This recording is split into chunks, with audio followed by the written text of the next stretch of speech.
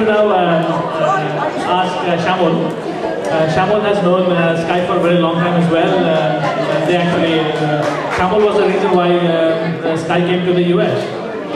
He brought him in, so he's known him for a long time. And I asked him to share one story with us. And one of them goes like this. Actually, Sky, I've never seen him get angry. I mean, I don't know if any of you have. But here is a story where Shyamal says that two of us, we are flying on a Southwest plane, and as usual for business, we are having a discourse, a heated one, so as to say, and it got fairly loud to the extent that the air hostess, she came up and called them up and said, just move back to the back of the plane. I mean, you're getting too loud and rowdy over here. So I was very surprised to hear that. But here is Shyamal.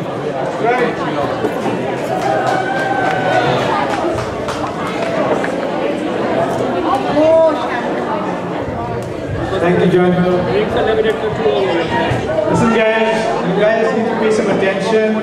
I spent 3 hours writing this stuff up. I'm a lousy speaker, but I'm tough. So, let's get everybody's attention over here.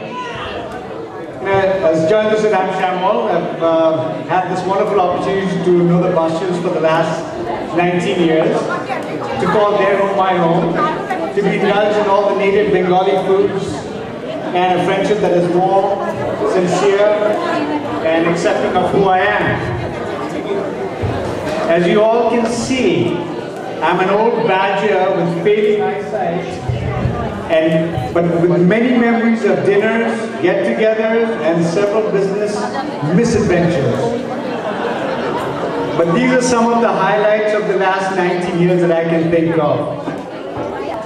When Sky and I first started, he was still out in India. He'd travel here by himself and stay with me several months at a time. So the first time he came here, my friend Cindy and I picked him up at the airport. The minute he got in the car, he declared his name was Sky and that he was an MCP. What the hell is an MCP? Cindy asked. So it stands for Male Chauvinist Pig, Sky responded with much pride. So anyway, we came home that day, settled in, had dinner. Needless to say, from that day on, the MCP had to do the dishes every night. All of you who've known Sky for a long time know how skinny he was. He was quite a sight on the beach in his long white shorts and skinny legs. Later, when Jaya joined him about a year later, we visited many places with them. On one occasion, we were in Santa Cruz on the beach, so we had to get Jaya into this bathing suit, which, by the way, she was not comfortable wearing on any level.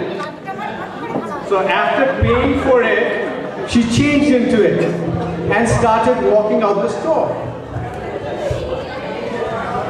Unknowingly, the security tag was still on.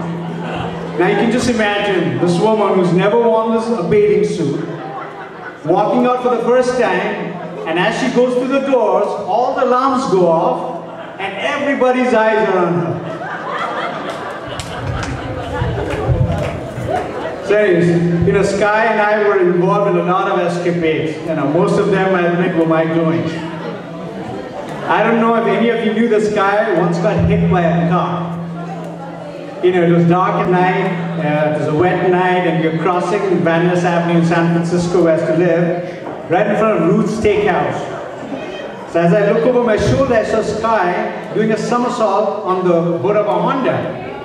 So right after that, the car hit me. Anyway, we pulled the car over. It was this young Hispanic girl. Could have been illegal for all we know. Anyway, the next thing we do is call our attorney friend Indu. To see if we can, could scam a huge settlement out of this. So she advised us that, in order to do that, we need to be seriously injured and miss significant work time.